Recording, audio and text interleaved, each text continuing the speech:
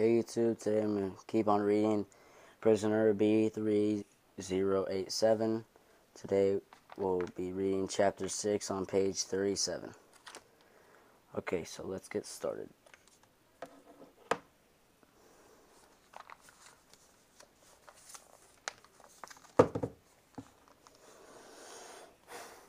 Chapter 6. The pigeon coop became our home, and no Nazi was the wiser.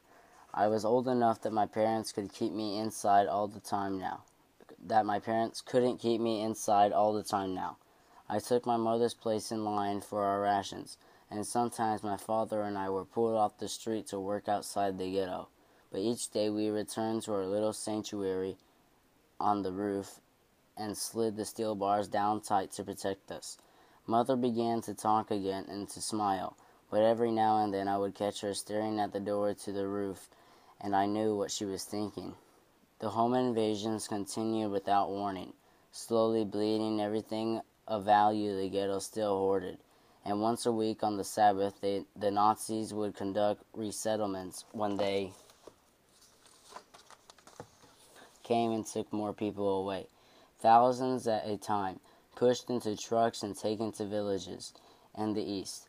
Some were taken, escaped, and sneaked back to the ghetto, and they told stories of camps where Jews were worked to death. My father told me not to listen to the rumors, but we were still careful to bar the big steel door at the top of the stairs every night, and every time we heard the cries and screams of new resettlement, we huddled in fear. I was almost 13 years old now, and it was hard to remember any other life except for my day dreams of food. Bigo's stew with meat and mushrooms and cabbage, roast chicken, cucumber salad, pierogi filled with potatoes, cheese, and onions, fried in butter, cheesecake, apple tarts. I would have traded a week's worth of rations just to have another pot of my mother's delicious tomato soup. With each passing day I grew thinner and thinner, until hunger was my constant companion. I longed for nighttime and the blessed relief sleep brought. The only time I didn't think about eating was when I was asleep. One cold February day, the director of the Judenrat called for a ghetto-wide meeting in Zagati Square, and my father and I went to hear what he had to say. The director was not a popular man. The members of the Judenrat were hated throughout the ghetto for working with the Nazis. But any man the Nazis assigned to the Judenrat who refused was shot or hanged, so I didn't see what choice they had. Some of the Judenrat police enjoyed their new job too much. It was true. But there were others who tried to do what the Germans told them without making things worse for their fellow Jews. The square was crowded, but not everyone in the ghetto was there. Not nearly. The director could tell this too. He checked his watch one last time and bent forward to speak into the microphone. "When I call for a meeting, all of you must come," he told us. "Tell your neighbors hiding away will not help." I glanced nervously at my father. "We're afraid we'll be taken away," someone yelled. "Or shot and killed in the street," someone else yelled. The director signaled for everyone to settle down. "My friends, I come to you with a terrible request, but one which I have no choice but to accede to. The Nazis have ordered me to give them 7,000 Jews to be deported from Krakow ghetto tomorrow morning." The crowd came alive with murmurs and sobs and shouts. 7,000 Jews, I thought, trying to comprehend a number so big. There had been resettlements going on all the while, but nothing on this scale, never so many people. "We can do nothing about this. 7,000 people will be deported, but we can choose who will go and who will remain." "You can choose, you mean?" someone yelled. "The Germans need good, healthy workers here in the ghetto," the director said. "You call this healthy?" a man cried. "I haven't eaten meat in a year." Others in the crowd shouted angrily that they were starving. I nodded, feeling my own hunger pangs. "If we prove ourselves useful to the German war effort, they will take fewer of us away. They will keep us here and keep us alive," the director said. We must therefore think carefully about who we send away and who remains. We must give them those who cannot work. More murmuring around among the crowd. Who can he mean? I asked my father. Everyone in the ghetto worked. Even my mother had been taken to the factories when she was caught out on the streets. My friends, the director said, I must reach out my arms and beg. Mothers and fathers, give me your children. The crowd in the square erupted with rage. Angry shouts were raised from every mouth. Fists shook in the air. An empty green bottle flew through the air and shattered at the base of the stage where the director stood. I was scared, but I felt angry too. I held on to my father's arms. They go to a better place, the director said, ducking a rock. The children will be sent to resettlement camps. Work camps, someone near me yelled. Death camps, another person cried. I am trying to save lives, the director roared. Do you understand? Which is better, that 40,000 of us remain or that the whole population perish? We must choose. They can't do this, I told my father. Why does he get to choose who goes and who stays? The reality was starting to hit me. I was going to be sent to a camp. I was going to be sent away from my mother and father, away from my home. The crowd yelled and argued with the director, surging toward the stage. My father put his hands on my shoulders and steered away. Come, Yannick, let's go. I couldn't believe what I'd heard. Papa, how can he ask such a thing?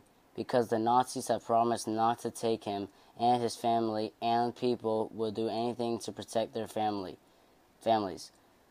He should know that better than anyone. I don't want to go. Don't let them take me, I said. I could feel myself trembling, but I didn't want to let on just how deeply terrified I was. They won't, my father told me. I'll protect you. He smiled. Besides, tomorrow you will no longer be a child, will you, Yannick? Don't forget, I've forgotten it's your birthday. Don't you think I've forgotten it's your birthday? Do you think I've forgotten it's your birthday? To be honest, I had thought he would forget. Mother, too. There was nothing to mark the days now except the Sabbath. We had to observe it in secret anyway. But I knew tomorrow was my 13th birthday, the day I would officially become a man. Your mother and I have said nothing because how can we possibly hold a bar of mischief for you? Mizavi for you. If we're caught celebrating it, we'll be killed. I nodded. I'd been looking forward to my bar mitzvah for as long as I could remember, but now it wasn't going to happen. It couldn't. Still, my father said, like he could read my mind, we will celebrate it. But how? Tonight, Father told me. Go to sleep in your clothes. That night, I lay awake in my clothes, tossing and turning. My bar mitzvah, I thought. A bar mitzvah is a ceremony in which a Jewish boy becomes a man, the first time he reads aloud from the Torah. Usually all of my school friends and aunts and uncles and cousins would have come to see me in the synagogue. There would have been a kiddush after the service with challah rolls, potatoes, chicken. My stomach growled just thinking about it. But of course there was no synagogue anymore, and no challah rolls or potatoes or chicken. A few hours must have passed before I heard my father stir, my mother too. I sat up on my mattress and waited while my father pulled on his overcoat. We must be quiet, Father whispered, like the night we went to Abraham's bakery.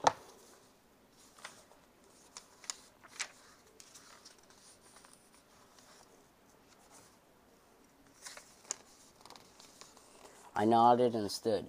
My mother came to me and hugged me tight. Come back to me, a man, my Yannick, only come back. I will, I promised her. Mother kissed me on the cheek and walked us to the steel door that protected our rooftop home. She slid the metal bars back in place when we were through. And we made our way quietly down the dark stairs of our apartment building. Tonight there was no snow, but it was cold. We could see the breath from our noses. I pushed my hands down into my pocket as far as they could go, and wished I hadn't outgrown my gloves. Father led me through the back alleys again. Once we turned a corner to find another night stalker. It was a Jewish boy carrying a bag of something over his shoulder. Food, I guessed, smuggled through some hole in the wall. And all three of us gasped. When it was clear none of us was a Nazi, we all hurried on our way without a word. But we were even more cautious than before. Our path took us toward the wall, and at first I wondered if Father meant to take us out. We climbed onto an old abandoned warehouse building and stood along the wall at Dabroki Street. Almost every window was broken and open to the sighing wind, and the rotted wooden floor had holes in it.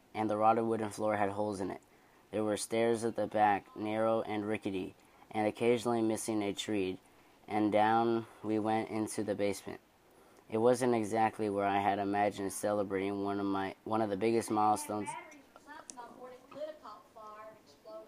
Hang on. It wasn't exactly where I had imagined celebrating one of the biggest milestones of my life, but I followed along with a word. There were men in the basement waiting for us. My uncles Abraham and Moshe, my cousin Dawid, 2 more men I recognized as friends of my father, and 3 more I didn't know.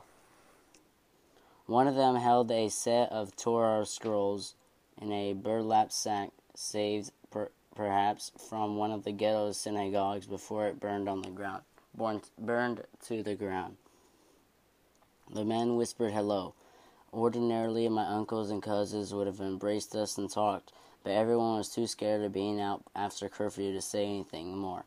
My stomach grumbled loud in the silent basement, reminding me that now that I was awake, I should be finding it some food. The stairs creaked behind us and we all turned. My heart was in my throat. If we were caught down here together with the Torah in hand, I would never become a man. I would be shot dead on sight. But the shoes we saw coming down were not glistening shoes of an SS officer. They were the brown leathered soles of Mr. Tartarka from down the hall. Now we are 10 men, my father whispered. He smiled at me. And soon we shall be 11. I'm sorry, we did not have more time for your studies, Yannick. Do your best. Just do your best. The Torah scrolls were taken out and unrolled so I could read from them. My Hebrew was rough. Before the Nazis, I would have been at the synagogue once or twice a week ahead of time, practicing for this. But of course, that was impossible now. I muddled through, and if God or man heard anything amiss, neither of them called me on it. When I was finished, my father chanted a blessing over me in the place of our rabbi who had been killed by the Germans. He prayed in Hebrew, then spoke in Polish. Yannick, my son, he said, looking at me solemnly, you are a man now, with all the duties of an adult under Jewish law. You are now responsible for your own sins, but also for your own goodness. Remember what the Talmud teaches. Life is but a river. It has no beginning, no middle, no end. All we are worth is what we do while we float upon it. How we treat our fellow men. Remember this, and a good man you will be. I will, Father, I said. I had waited for this day, looked forward to it for years. Suddenly it didn't matter that we weren't in a synagogue, that we didn't have a feast waiting for us afterward. The smile on my father's face filled me with pride. The men all shook my hand and wished me Mazel Tov before hurrying off. They're leaving tonight, most of them, Moshe told us, trying to escape before tomorrow's deportation.